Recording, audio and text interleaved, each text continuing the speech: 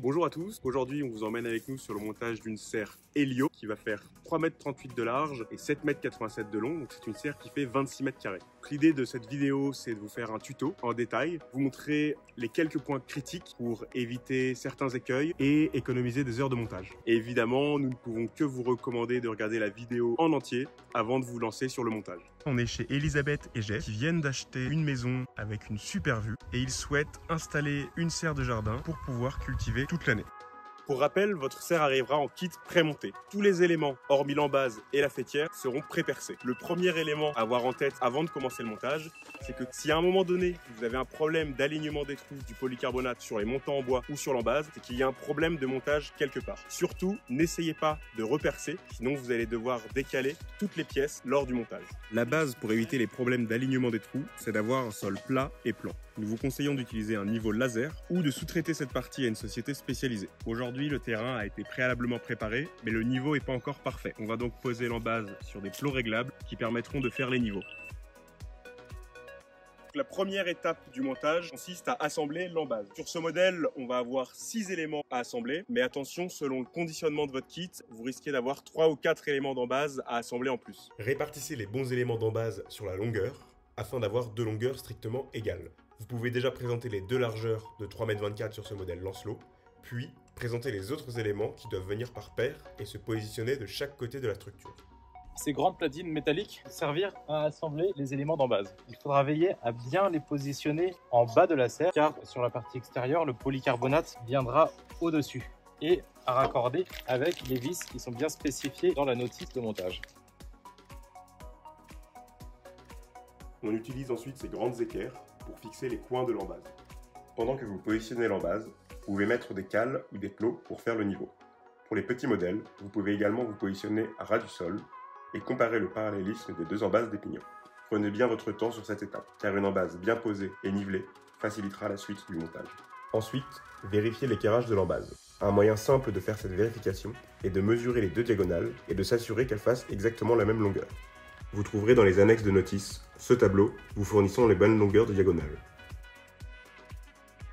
La seconde étape consiste à assembler les montants. Si vous êtes nombreux, une deuxième équipe peut s'occuper de cette partie pendant que la première s'occupe de l'embase. Dans notre cas, les montants ont été pré-montés à l'atelier. Dans votre cas, vous allez devoir assembler les montants du mur avec les montants du toit qui se trouvent ici. Attention à vérifier que les encoches de la faîtière soient toutes dans le même sens, à gauche dans notre cas, et que les pattes qui se situent en bas des murs soient toutes dirigées également dans le même sens. En assemblant les charpentes, il faudra bien appairer, donc assembler les bons arbalétriers, les montants du toit, avec les bons poteaux. Là par exemple, on est en train d'installer un pignon. Donc sur la notice, toutes les pièces sont numérotées. Et une façon d'identifier les pignons est que aussi bien sur l'arbalétrier que sur le poteau, on a des petits perçages. Ces perçages vont être destinés à recevoir le panneau de polycarbonate qui sera appliqué en bout. La faîtière étant longue, les deux pignons, ce sont les deux faces au bout de la serre. On va commencer par assembler la vis du bout, de l'espèce de boomerang, autour de laquelle on va pivoter pour venir faire coïncider le perçage. Alors à ce moment-là, il est important que ce soit parfaitement coïncident. Si besoin, on peut se munir d'une petite masse et d'un tas pour venir le taper et le faire bien correspondre. Dans l'éventualité où même en tapant, on n'arriverait pas à le faire coïncider, plutôt que de repercer, il est préférable d'éventuellement limer ou recouper légèrement le bout de la charpente. C'est la même chose pour le montage des deux pignons. Tous les montants sont numérotés. Suivez bien la notice pour le montage de cette partie. Veillez à ce que les encoches de la faîtière soient positionnées dans le bon sens et que les pattes métalliques qui sont au niveau des pieds soient orientées vers l'intérieur de la serre.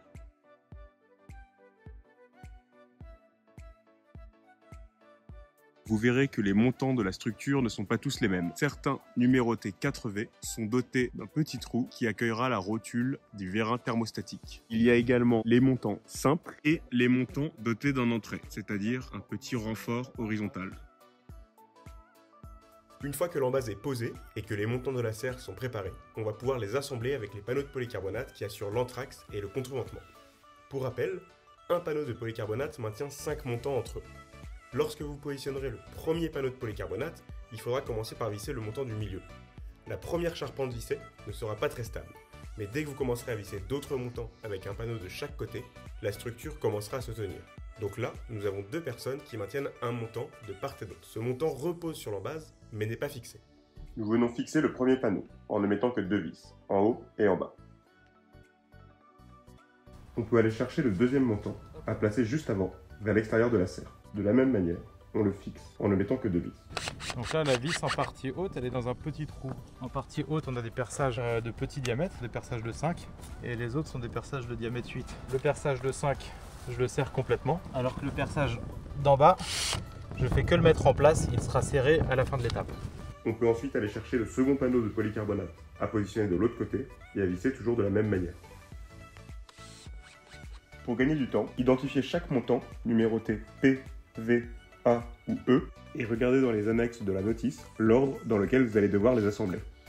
On peut aller chercher les prochains montants et le panneau de polycarbonate suivant. On commence encore une fois par fixer le montant qui viendra au milieu du panneau. Pendant qu'une personne tient les 3 charpentes de l'autre côté, on vient visser le montant qui vient juste avant, puis le montant qui se situe à la jonction, c'est-à-dire le montant qui vient au niveau de la superposition des 2 panneaux de polycarbonate. Ce montant tient les 2 panneaux et il n'y a pas de règle quant au panneau qui doit venir au-dessus de l'autre. Avec cette même technique, vous viendrez monter toute la structure et fixer tous les panneaux de polycarbonate au niveau des murs. Prenez le temps de mettre les bons montants aux bons endroits avec les pattes des murs et les encoches de la faîtière, toutes dirigées dans le même sens.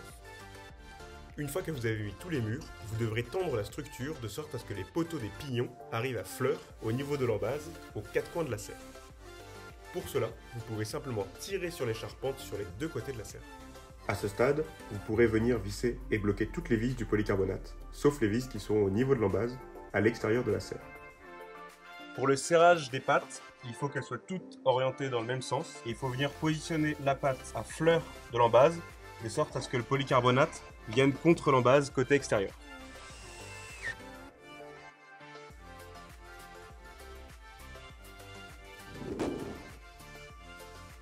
Je positionne un panneau de toit. Ce que je vais faire, c'est simplement mettre des vis ici en position sans les serrer afin que le panneau ait à peu près la bonne place.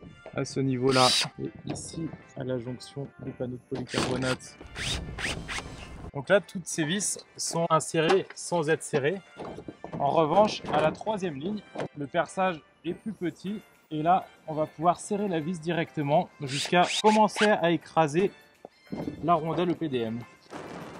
Il est parfois utile de faire jouer un petit peu la charpente ou d'avoir un collègue ou un ami qui la pousse à l'intérieur. Voilà. Le chevauchement des panneaux de toit ayant une petite pliure ou casquette au bout a son importance. Il doit y avoir une alternance entre les panneaux, de sorte qu'un panneau sur 2 soit au-dessus et un sur 2 soit en dessous. On a pu serrer la ligne de vis où les diamètres de perçage étaient petits. Là, ici, c'est la 1, 2, 3e ligne. Par contre, par la suite, il faut d'abord positionner les vis avant de serrer. Là, dans le sens où la vis du bas est positionnée et que celle du milieu est serrée, je peux serrer la vis du dessus et on peut finir de serrer le panneau entier. Alors attention, je me répète, si je peux serrer ici, c'est parce que la vis centrale est serrée, celle qui est dans le petit perçage, et celle à l'opposé est déjà insérée. Dans le cas où les trous du polycarbonate ne sont pas alignés avec les trous du montant en bois, il ne faut pas hésiter à venir tirer ou pousser sur le montant de sorte à ce que tout s'aligne de l'autre côté. Une fois le premier pan de toit installé, vous pourrez placer la faîtière. D'abord, assemblez les éléments de faîtière au sol. Positionnez l'ensemble de la faîtière sur les montants du toit, du côté où il n'y a pas encore les panneaux, et faites-la glisser à l'aide de manches pour qu'elle se positionne dans l'encoche tout en haut de la serre. Lorsque la faîtière est en place, vous pourrez fixer les panneaux du deuxième pan du toit.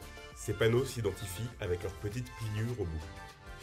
En haut, on rencontre un petit souci. Alors qu'un des côtés du toit est parfaitement vissé, on est en train de placer les premiers panneaux de polycarbonate. Donc on a seulement mis la première ligne de vis et on s'aperçoit qu'on a les vis qui ne sont pas alignées.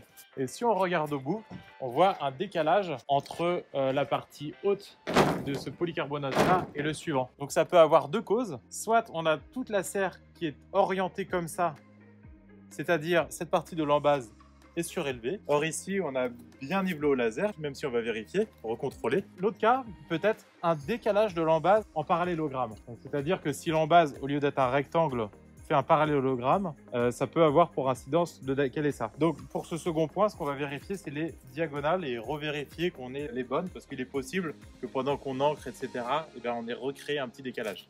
Sur l'arête, je suis à 8,42 m ici, et là, Et ben je suis effectivement à 8,46 m. Pour rattraper cette erreur, nous nous sommes mis dans un coin de la serre et avons tiré sur l'embase vers nous pour la faire glisser de quelques centimètres. Lorsque vous fixerez l'autre côté du toit, vous n'aurez plus accès aux vis du haut. Il vous faudra alors monter sur le toit de la serre en prenant soin d'enlever vos chaussures. Maintenant qu'on a installé le toit, on va pouvoir s'attaquer aux pignons. On va venir présenter les panneaux. Et avec la même idée que sur le reste de la serre, avant d'avoir vissé l'ensemble du panneau, on ne fait que insérer la vis sans la serrer. Une petite astuce, c'est de d'abord commencer par les coins des panneaux. Positionnez l'ensemble des panneaux de polycarbonate du pignon. Et lorsque vous aurez positionné tous les panneaux de polycarbonate, vous pourrez finir de les visser. On vient installer le troisième panneau de polycarbonate du pignon, le triangle qui vient au milieu. On commence par visser toujours les coins. Donc là, je suis en train de placer le triangle qui va venir recouvrir ce panneau de polycarbonate. Là, Elisabeth a choisi une serre avec 2 doubles portes. Si jamais il n'y avait par exemple qu'une porte sur la partie droite, on pourrait avoir encore un panneau ici et superposer 3 panneaux les uns sur les autres. Après avoir placé le panneau de polycarbonate, ça nous a réglé la distance du poteau. Et à ce moment-là, je vais pouvoir visser le pied du poteau en alignant le bord du polycarbonate au niveau de l'embase. Là, je vais installer les butées de porte. La pièce de bois doit être alignée à peu près avec le bord des vis.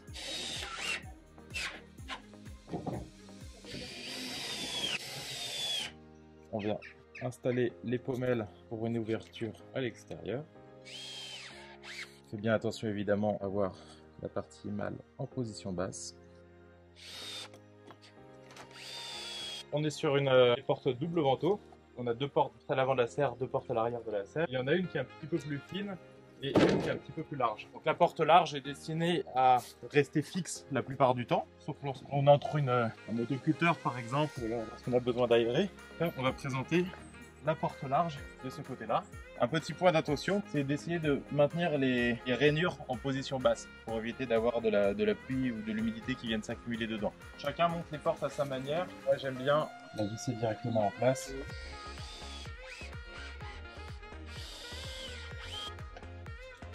En fermant la porte, il peut arriver qu'elle ne vienne pas jusqu'au bout.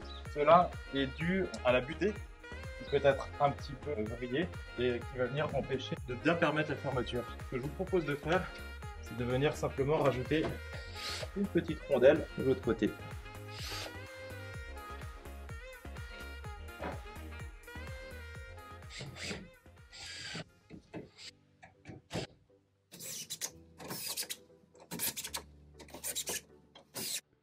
Voilà, et là la porte n'est plus pincée. Donc là, on remarque que la porte arrive un petit peu proche de l'embase ici par rapport à l'autre. Donc ce qu'on va faire, c'est qu'on va rajouter une petite cale à ce niveau-là afin de gagner de l'épaisseur sur les pommelles du bas. Voilà, donc ici on a gagné l'épaisseur et ça ne frotte plus. Là on est sur une porte double vantaux. Cette porte restera fermée et maintenue en position haute et en position basse par des verrous de box. Alors pour le placer, ce que je vais faire, c'est mettre la serre à fleur, présenter le verrou au bon endroit. Je ne vais pas pouvoir le visser ici parce qu'il y a une platine en acier derrière. Donc je vais pouvoir le visser à ce niveau-là. Ce que je vais faire dans un premier temps, c'est que je vais marquer son emplacement. Je vais pouvoir faire un perçage à ce niveau-là de 12 mm. On va le mettre en place.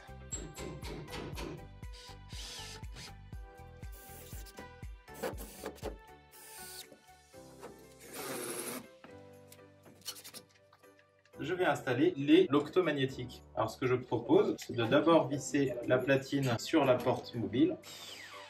On positionne l'aimant et on le visse. Là, je vais venir visser la platine qui sert à fermer la porte.